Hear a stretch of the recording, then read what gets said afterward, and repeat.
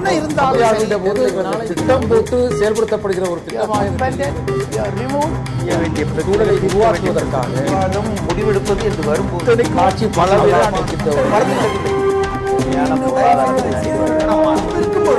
எதிர்த்து பேசிட்டு திரு ஐயநாதன், நீங்க அதற்கு தியாக அவர்களுக்கு பதில் சொல்றதுக்கு முன்னாடி சீமான் அவர்கள் ஒரு கட்டத்துல பேசினதுக்கு சேர்த்தே பதில் சொல்லிருங்க. மெட்ராஸ் கஃபே வந்த போது அதை எதிர்த்த இயக்கம் உங்க இயக்கம்.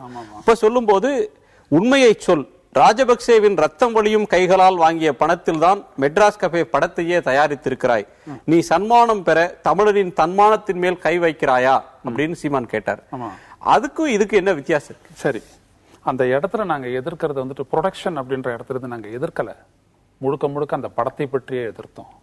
நான் அதை பத்தி ஜான் அப்ரஹாமோடு ஒரு தொலைக்காட்சி வாதத்தில் கலந்து கொண்ட போதே கேட்டேன், நீ இது ஃபிக்ஷன் என்று சொல்றாயே, இது எப்படி என்னுடைய விடுதலை போராட்டத்தை பிரதிபலிக்கிறது தவறாக என்று கேட்டேன். ஒரு கலை என்கின்ற அடிப்படையிலும் கருத்து சுதந்திரம் என்ற அடிப்படையிலும் நீ ஒரு கதை எடுக்க உரிமை படைத்தவன், படம் எடுக்க உரிமை படைத்தவன், ஆனால் என்னுடைய விடுதலை போராட்டத்தை கொச்சைப்படுத்தி நீ ஏன் எடுத்தாய் என்பதுதான் எங்களுடைய முதல் எதிர்ப்பு. அந்த இடத்திலிருந்து நாங்கள் எதிர்த்தோம். யார் எடுத்தார்கள் என்பதை எல்லாம் பற்றி யாராலும் தீர்மானிக்க முடியாது. இந்த சீமான் சொன்னார், எத்தனை பேர் கேட்டார்கள்? முடியாது. இரண்டாவது, டிஎன்ஏவை பற்றி தமிழ் தேச கூட்டமைப்பு எங்களோடு சேர்ந்து இந்த நிவாரணப் பணிகளை இந்த இதெல்லாம் கூட உதவிகள்லாம் கொடுக்கும் போது மறுத்தாரு அந்த லைகா மொபைல்ஸ் நிறுவனர். அப்படின்னோம்னா அந்த மாதிரி பண்ண ஸ்ரீலங்கா தடுத்துருவான். ஒரே ஒரு விடயத்தை, முள்ளிவாய்க்கால் முகாம்களில் இருந்தவங்களை எல்லாம் வெளியேற்றி எடுத்துட்டு போயிட்டு குடியமர்த்தணும்னு சொல்றதுக்காக செய்வதற்காக ஒரு சர்வதேச அமைப்பு IMO, இன்டர்நேஷனல் மைக்ரேஷன் ஆர்கனைசேஷன் பேரு, இப்படிப்பட்ட போர் நடந்த பகுதிகள் எல்லாம் இதுதான் ஈடுபடுத்தப்பட செய்யும். அதையே வந்துட்டு ஃபசில் ராஜபக்சே வெளியேற்றினானே. எந்த ஒரு சர்வதேச அமைப்பும் அவர்களுக்கு நிவாரணப் பணிகளில் ஈடுபடுத்தக்கூடாது, எதுவானாலும் எங்கள் வழியாக செய்யணும் என்று சொன்னதனால் தான் இந்தியா கட்டி கொடுக்க சென்றதல்லவா 1.25 லட்சம் பேர் கொல்வதற்கு துணை போன அந்த இந்தியா இதுவே 50,000 வீடுகளை கட்டி கொடுக்கும் போது இவர்கள் வழியாக தான் செய்து கொண்டிருக்கிறது. தமிழ் தேசிய கூட்டமைப்பின் வழியாக செய்தால் அதை அனுமதிக்காது, இலங்கை அந்த அரசாங்கத்தின் மூலமாக எந்த உதவியை செய்தாலும் அதைத்தான் அனுமதிக்கும் அப்படின்ற ஒரு கருத்து சொல்றீங்க. கருத்துல நிலைமை அது. அப்படியானா நீங்க இந்த இலங்கையோடு சேர்ந்துதான் இந்த மாதிரியான புனர்வாழ்வு பணிகளை எல்லாம் செய்யணும், லைக்கா செய்த பணியை கூட அப்படித்தான் நாம பார்க்கணும், அதை அங்கீகரிக்கிறீங்களா நீங்க? நிச்சயமாக அந்த மக்களினுடைய இருக்கக்கூடிய நிலையிலிருந்து சில விடயங்களை நீங்கள் பாருங்கள். இரண்டாக நான் சொல்கின்றேன், இந்தியா செய்த மறுவாழ்வு பணிகளை, மறு நிவாரண பணிகளை நீங்க எதிர்த்திருக்க கூடாது இல்லையா? ஆமா, யார் எதிர்த்தது? நாங்க எதிர்க்கல. காங்கிரஸ் ஆமா, நீ கொலையை பண்ணிட்டு கொடுக்குறியா அப்படின்னு தான் நாங்க சொல்லி எதிர்த்தோம். நீ கொலைக்கு உடந்தையா இருந்தன்றதுக்காக நாங்க எடுத்தோம். இன்ன வரைக்கும் நாங்க எதிர்க்கிறோம். ஏன் எதிர்க்கிறோம்னா, நீ செஞ்சது கொலை, நீ வந்துட்டு சும்மா நிவாரணத்துக்கு போல, உன்னுடைய குற்றச்செயலை பூசி மொழிகி மூடுவதற்கு நீ செய்கின்றாய். அப்படி சுபாஸ்கரனுக்கு எதுவும் இல்லையே. அதையும் நீங்கள் ஒப்பிட்டு பார்க்குமாறு அண்ணனை கேட்டுக்கிறேன். நீ குறுக்கிட்டீங்க. ஏர்டெல் நிறுவனத்தை புறக்கணிக்க வேண்டும், ஏர்டெல் முதலீடு செய்கிறது என்று நான் சொல்லும்போது அதற்கு ஐயா உடன்படுகிறார். ஆனால் லைகா மொபைல் என்று சொல்லும்போது மட்டும் இல்லை, இது வேற அது வேற என்று நீங்கள் சொல்கிறீர்கள். நம் அடிப்படையில் இலங்கையில் சென்று முதலீடு செய்யும் ஒரு நிறுவனத்தை நாம் புறக்கணிக்க வேண்டும் என்பதுதான் நம்முடைய அடிப்படையான கோரிக்கை. லைகா மொபைல் தமிழர் நடத்துகிறார், ஏர்டெல் தமிழர் அல்லாதவர் நடத்துகிறார், அதுவரை நமது பிரச்சனை. நீங்க சொன்ன மாதிரி காங்கிரஸ் கூட அடிக்கடி சொல்றாங்க, இதே டேபிள்ல பேசியிருப்பாங்க 50,000 வீடு கட்டித்தரோம் அப்படின்ட்டு. இவங்க நலத்திட்ட உதவிகள் செய்யறாங்களா செய்யலையான்றதல்ல நம்முடைய கேள்வி. அங்கு முதலீடு செய்வதால் இலங்கையுடைய பொருளாதாரத்தை பாதுகாக்கிறார்கள். அந்த பொருளாதாரம் இலங்கை அரசை நிலைநிறுத்திக் கொள்வதற்கு பயன்படுகிறது. அதனால் அவர்கள் ராணுவத்தை நிறுத்தி வைக்க முடிகிறது. இந்த அடிப்படையில் தான் நீங்கள் ஒன்று பொருளாதார தடை என்ற கோரிக்கையை நம்ம வைக்கக்கூடாது என்று அப்படி சொல்லணும். இலங்கையில் முதலீடு செய்வது என்பதே தமிழினத்திற்கு எதிரான செயல் என்று நீங்கள் கருதுவீர்களானால் செந்தில், இந்த நாட்டில் எவ்வளவு நிறுவனங்கள், இந்த தமிழ்நாட்டில் இலங்கைக்கு ஏற்றுமதி செய்யக்கூடிய நிறுவனங்கள் 75 நிறுவனங்களில் 27 நிறுவனங்கள் தமிழ்நாட்டை சேர்ந்தவை. பொருளாதார தடை கோரிக்கை நீங்க எப்படி பார்க்கிறீங்க? அதைத்தான் நான் சொல்கின்றேன். தமிழக அரசு நிறைவேற்றின பொருளாதார தடை என்ற கோரிக்கை அப்ப பொருளற்ற ஒன்றா? இல்லை. இந்த நாடு, நாம் சார்ந்த இந்த இந்திய நாடு இலங்கையை தனது நட்பு நாடு என்று சொல்லிக் கொண்டிருக்கிறது. நாம் அந்த இடத்திலிருந்து எதிர்க்கின்றோம். நீ எனது பங்காளியா அல்லது சிங்களனின் நண்பனா அல்லது தமிழனுடைய எதிரியா அல்லது பங்காளியா என்று நாங்கள் கேட்கின்றோம். அதுதான் அடிப்படையில் இருக்கக்கூடிய போராட்டம். நீங்கள் அதை விட்டுவிட்டு, அந்த உறவை எல்லாம் விட்டுவிட்டு, இந்த இந்தியாவினுடைய பங்கேற்பு, இந்த இனப்படுகொலையில் இருக்க அந்த அதையெல்லாம் விட்டுவிட்டு நீங்கள் இப்படிப்பட்ட ஒரு சாதாரண விடயங்களில் எல்லாம் போரிட்டு உங்களுடைய ஆற்றலை விரயம் செய்கின்றீர்களே என்பதுதான் எங்களுடைய கோரிக்கை. எதையும் விட்டுவிட்டு அல்ல, எல்லாவற்றையும் தொடர்ந்து அம்பலப்படுத்துகிறோம், எதிர்க்கிறோம். இப்ப ஐநாவில் போய் ராஜபக்சே பேசினாரு, நரேந்திர மோடி பேசினாரு, 2 பேரும் சந்தித்து பேசினாங்க. தமிழர்களுடைய எந்த கோரிக்கை பற்றியும் பேசல. எதை பற்றி முக்கியமா கவலையா பேசினார் தெரியுங்களா?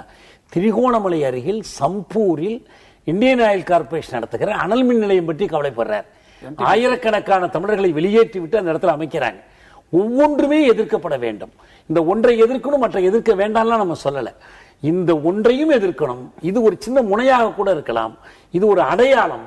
திரைப்படம் என்பதால் மக்களிடையே பரவலாக போகிறது. இதே அடிப்படையாக வைத்து அசோக் லேலாண்ட் அங்க கொண்டு போய் சக்தியை இதுல வந்து முதலீடு செய்யக்கூடாது. நெல்சன் மண்டேலா மிக தெளிவாக சொன்னார்.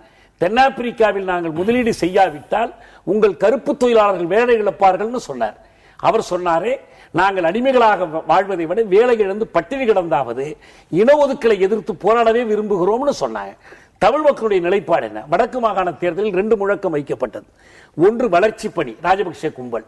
தமிழ் தேசிய கூட்டமைப்பு அதிகாரம், அது என்ன அரைகுறை அதிகாரமோ. ரெண்டுல எதை மக்கள் தேர்ந்தெடுத்தாங்க? இந்த வளர்ச்சி பணி, கட்டுமானம், அகக்கட்டமைப்பை தேர்ந்தெடுக்கல. அவங்க வீடு கட்டுறது, ரோடு போடுறதை தேர்ந்தெடுக்கல. அதிகாரம் வேண்டும் என்ற குறிக்கோளைத்தான் அவங்க தேர்ந்தெடுத்தார்கள். அதன் மூலம் ராஜபக்சேக்கு ஒரு அடி கொடுத்தார்கள். அவங்களுக்கு உரிய வழியில கொடுத்தாங்க. எனவே இங்கு கேள்வி, இலங்கையில் முதலீடு தேவையில்லை, இலங்கையில் முதலீடு செய்யக்கூடாது, எவர் செய்தாலும் எதிர்ப்போம். சரி, ஐயநாதன் அவர்கள் சொல்ற இன்னொரு முக்கியமான கருத்து, இது ஒரு சின்ன விஷயம், இதுல போய் ஏன் உங்களுடைய சக்தியை வந்து விரயமாக்குறீங்கன்னு சொல்லி நமக்கு முக்கியமான கேள்வியை, இலங்கையை அரசியல், பொருளாதார, பண்பாட்டு அனைத்து தளங்களையும் புறக்கணிக்கின்றதா நம்மளோட நிலைப்பாடு. அவங்களுடைய நிலைப்பாடும் கூட அதுதான். வந்து அரசியல் தளத்துல புறக்கணிக்கிறதுக்கு அதிக அழுத்தம் கொடுக்கணும்னு சொல்றாரு. அரசியல் தளத்துல நம்ம புறக்கணிக்கிற இடத்துல புறக்கணிச்சிருக்கோம். நம்ம காமன்வெல்த் மாநாட்டில் இந்திய பிரதமர் கலந்து கொள்ளக்கூடாது, நடக்கக்கூடாதுன்றதுக்கு இதை விட மிக கடுமையான போராட்டத்தை நாம் நடத்தி இருக்கிறோம். ஐயா வந்து 15-16 நாள் வந்து பட்டினி போராட்டம் நடத்தினாரு. மிகப்பெரிய போராட்டங்கள் தமிழகத்தில் வந்து அந்த காலத்தில் நடந்திருக்கு. நாம் தமிழர் கட்சி நிலைப்பாடு எடுத்திருக்கு. இது பொருளாதார தளத்தில் நாம் புறக்கணிக்க வேண்டிய நிலைப்பாட்டில் எடுத்ததை ஒழிய இது விரயம்லாம் கிடையாது. இதை விட ஒரு சின்ன கேள்வி, கொழும்பு திரைப்பட விழாவை எதிர்த்தது சின்ன விஷயமா? பெரிய விஷயம், பெரிய விஷயம். ராஜபக்சே அதுக்கு போகல கடைசியா அந்த நிகழ்ச்சிக்கு. அது போல தானே இது. இன்னொன்னு நம்முடைய கேள்வி வந்து உங்களுடைய நிலைப்பாடு என்னன்றதான். நீங்க எந்த அளவுக்கு இதுல எதிர்ப்பு காட்டுறீங்க? ஏற்றுக்கொண்டால் அதன் ஒரு கூறாக இதையும் ஏற்றுக்கொண்டுதான் ஆகணும். புறக்கணிப்பை வைத்துக் கொண்டு சின்ன விஷயம் என்று விட முடியாது எதையுமே. சரி, நம்ம இந்த கத்தியை கடந்து ஒரு சில விஷயங்களை பேச வேண்டியிருக்கு. நீங்க ஒரு திரைப்பட விமர்சன இதழை நடத்தக்கூடிய ஒரு காட்சிப்படையை, இந்த விஸ்வரூபம் படத்துக்கு வந்தாலும் சரி, அல்லது கத்தி என்று வந்தாலும் கூட, இந்த அரசியல் ஆதரவு இல்லாம, ஆளும் அதிகார சக்திகளுடைய உதவி இல்லாம ஒரு திரைப்படத்தை தமிழ்நாட்டில் வெளியிடவே முடியாது அப்படின்ற ஒரு நிலைமை ஏற்பட்டுருச்சா? விஜயுடைய அறிக்கை அப்படிப்பட்ட ஒரு எண்ணத்தை தான் தருது. கிட்டத்தட்ட அது உண்மைதான். என்னன்னு கேட்டீங்கன்னா, அது சினிமா வந்து இப்போ வந்து ஒரு சாஃப்ட் டார்கெட். அது ஒரு மாதிரி யாருனாலும் வந்து தொற்றக்கூடிய ஒரு சாஃப்ட் டார்கெட்டாக இருக்கிறதுனாலேயே அதை நோக்கி வந்து கடுமையான கல்வீச்சு நடக்குதுன்றது தான் ரொம்ப அபத்தமாக இருக்குது. எப்படின்னு சொல்லி கேட்டிங்கன்னா, இவ்வளோ பெரிய பொருளாதார தடை அது இதெல்லாம் பேசி கடைசியாக சினிமாவை மட்டும் பேசிக்கிட்டு இருக்கோன்றது முழுக்க அபத்தமான ஒரு விஷயம். என்னடா, இந்திய அரசுங்க வந்து இந்திய அரசும் இந்திய முதலீடும் அங்கே இருக்கிற எண்ணிக்கை உண்மையாகவே இந்த கூட்டமைப்பு என்னைக்காவது ஒரு நாள் அதை பற்றி விவாதிக்கணும்ன்றது தான் என்னுடைய வேண்டுகோள். ஏன்னா அங்க வந்து அங்க இருக்கிற எண்ணெய் நிறுவனமே வந்து இந்தியன் ஆயில் கார்பரேஷன் தான்.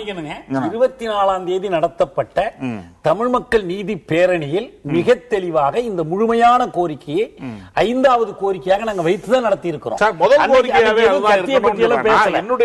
முதல் கோரிக்கை பன்னாட்டு புலனாய்வு தான். எதுவுமே முதல் கோரிக்கையாவே அதான் இருக்கணும். என்ன சொல்லி கேட்டீங்கன்னா, முதல் கோரிக்கை விவாதிக்க கூடாது. இல்ல அங்க இருக்கிற நாங்க எழுப்பலன்னு சொல்லக்கூடாது. இல்ல எழுப்பலன்றது இல்ல. நான் என்ன சொன்னேன்னா, அங்க இருக்க டீ எஸ்டேட்டுகள் வந்து இந்திய முதலாளிகளுடையது.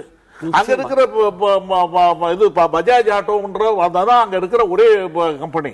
இந்தியன் ஆயில் கார்பரேஷன் தான் அங்க இருக்கிற பெட்ரோலியம் கம்பெனி. இவ்வளவு இருக்கும்போது இதெல்லாம் வச்சுக்கிட்டு நம்ம வந்து ஒரு சினிமா வந்து, அதுவும் ஒரு சினிமா ப்ரொடக்ஷன் கம்பெனி, அதுலயும் பேர் போடாதன்னு சொல்றது மட்டும் எனக்கு என்னமோ இது வந்து அடிப்படையாவே நோக்கமே வந்து தமிழர் உரிமைகளையும் முன்னாடி ஈழத்தமிழர் உரிமைகளவே நம்ம வந்து ரொம்ப எளிமையாக கொச்சப்படுத்துறது மாதிரி இருக்கு. ஏன்னா எதனால நான் எதை வந்து சொல்லி உலகம் நம்மளை பார்த்துக்கிட்டு இருக்கு. உலகம் இந்தியா முதல்ல நம்மளை வாட்ச் பண்ணிட்டு இருக்குது. இந்தியா நம்மளுக்கு எப்பயுமே நம்மளுக்கு இந்தியா வெளியில இருக்கு. இந்தியா நம்மளை பார்த்துக்கிட்டே தான் இருக்கு. இந்தியா நம்ம எதுக்கெல்லாம் ரியாக்ட் பண்றோம், எப்படி ரியாக்ட் பண்றோம்ன்றதெல்லாம் இன்னும் நம்ம ரொம்ப ஆழமா வந்து இந்த மாதிரி பொருளாதார தடை விஷயங்கள் எல்லாம் நம்ம இன்னும் கொஞ்சம் ஆழமா யோசிச்சு ரொம்ப தீவிரமான தளங்கள்ல தான் நம்ம வந்து பேச வேண்டி இருக்கும். ஏன்னா பொருளாதார தடை அப்படின்னு நீங்க சொல்றது, சட்டமன்றத்தில் ஒரு தீர்மானம் நிறைவேறியது, அந்த தீர்மானத்துக்கு ரொம்ப முக்கியமான கேள்வி. அது இங்க இருக்கிற பொருளாதார தடைன்னு ஒரு பேருக்கு வந்து ஒரு தீர்மானம் போட்டிருக்கவே ஒழிஞ்சு, நான் வேணாக்கு நாளைக்கு வந்து கஸ்டம்ஸ் இன்வென்டரி எடுத்து இங்க இருந்து கொழும்புக்கு போற என்ன ப்ராடக்ட்னாலும் எந்த பொருளா இருந்தாலும் அது கிட்டத்தட்ட வந்து தினசரி தேவைக்கான பொருள்களே இங்க இருந்து ஏகப்பட்ட பொருள்கள் நம்ம வெளியே அனுப்பிட்டு இருக்கோம். ஏறத்தாழ அவர் சொல்றது மூலமாக இல்ல பொருளாதார தடைன்ற ஒரு சட்டமன்ற தீர்மானம் என்பது வெறும் சம்பிரதாய ஒரு விஷயமாக சுருங்கி விட்டதுன்னு பொருள் கொள்ள முடியாது. சொல்றது பொருளாதார தடைக்கு சட்டமன்ற தீர்மானம் இயற்றுவதற்கு முன்பே நாங்கள் எங்கள் தமிழக பாதுகாப்பு மாநாட்டில் தீர்மானம் ஏற்றிவிட்டோம். 2009 அதற்காக நம்ம போராடி கொண்டிருக்கிறோம். ஏர்டெல் புறக்கணிப்பின் போதெல்லாம் சட்டமன்ற தீர்மானமே வரல. சட்டப்பேரவை தீர்மானம் ஒரு கூடுதல் வலிமையை கொடுக்குது, அவ்வளவுதான். எங்களுக்கு தமிழ்நாடு சட்டப்பேரவைக்கு இறையாண்மை இல்லை என்பது அது ஒரு அதிகாரம் இல்லாத ஒரு அடிமை. அதை வந்து வேணும்னு சொல்லல. தமிழ்நாடு அரசுக்கு உண்மையாவே அப்படி ஒரு நோக்கம் இருந்தால் இல்லாட்டி நிச்சயமாக வந்து தடைன்னு இங்க இருந்து இந்த சென்னை நம்ம இருக்கிறது ஒரு 3 விமான நிலையம், ஒரு சீபோர்ட். இதுல இருந்து வந்து எந்த பொருளும் வந்து இலங்கைக்கு போகக்கூடாதுன்னு தடை விதிச்சிட்டோம்னு வைங்களேன். தமிழ்நாட்டுக்கு அப்படி ஒரு அதிகாரம் இருக்கிறது. முதல்ல நம்ம தமிழ்நாடு சட்டமன்றம் வேண்டுகோள் வைக்கலாம். அது வந்து மத்திய அரசு தான் கேட்கணும். அப்படி ஒரு பொருளாதார தடைன்ற கோரிக்கை இந்தியா ஏற்கிறது அதுக்கு ஒரு வழியும் இருக்கு. இங்க இருக்கிற எண்ணெய் சினிமாக்கு வந்துரும். நம்முடைய கத்தி செய்தி வந்து என்னன்னா, நம்ம வந்து பாய்காட் ஸ்ரீலங்கன் டூரிசம்னு விரிவான கேம்பெயின் பண்ணிருக்கோம். ஐடி துறையினர் மத்தியில நம்ம வந்து அந்த கேம்பெயின் வந்து பைக் லாரி அப்படின்ற வகையில பரவலான கேம்பெயின் பண்ணிருக்கோம். ஸ்பென்சர்ல வந்து check label boycott Sri Lankan products campaign பண்ணிருக்கோம். தாம்ரோ பர்னிச்சர்ஸ் இங்க செயல்படுற நிறுவனங்களுடைய பட்டியலை வந்து வெளியிட்டு இருக்கோம். இது ஒன்னும் கத்தி திரைப்படத்துல இருந்து நம்ம தொடங்கவே கிடையாது. முதல்ல நான் வலியுறுத்திட்டு இருக்கேன். ஒரு சின்ன செய்தி சொல்லிடுறேன். தென்னாப்பிரிக்காவை புறக்கணிக்கிற இயக்கத்தை, வெள்ளை தென்னாப்பிரிக்காவை புறக்கணிக்கிற இயக்கத்தை ஆரம்பத்தில் வெறும் ஏழை எளிய ஆப்பிரிக்க நாடுகள் தான் தொடங்கும் போது அப்படிதான் இருந்துச்சு. ஆனா வளர்ந்து சென்ற போது பிரிட்டன், நியூசிலாந்து உள்ளிட்ட நாடுகள் எல்லாம் அதுல சேர்ந்தன. இன்னும் சொல்ல போனால் கிரிக்கெட்டில் தென்னாப்பிரிக்காவை புறக்கணிக்கிற இயக்கத்தை டான் பிராட்மேன் ஆதரித்தார். திரைப்படத்துறையில் தென்னாப்பிரிக்காவை புறக்கணிக்கிற இயக்கத்திற்காக 1 லட்சம் ஹாலிவுட் தொழிலாளர்களை மார்லன் பிராண்டோ திரட்டினார். தமிழ்நாட்டு திரைப்படத்துறையில் இங்க வந்து தமிழ்நாட்டு தமிழர் அமைப்புகளே இதுக்கு உடன்பாடான நிலைமையில் வருவாங்க. இன்றைக்கு புரிதல் குறைபாடு இருக்கு. இது வளரும் போது வருவார்கள். இது தொடக்கம் மட்டும்தான். சரி, நம்ம ஒரு இடைவேளைக்கு பிறகு பேசலாம். ஒரு சிறிய இடைவேளைக்கு பிறகு நேர்பட பேசி தொடரும். செயல்படுத்தப்படுகிற ஒரு சூழலை உருவாக்குவதற்காக முடிவெடுப்பது என்று வரும்போது ஆட்சி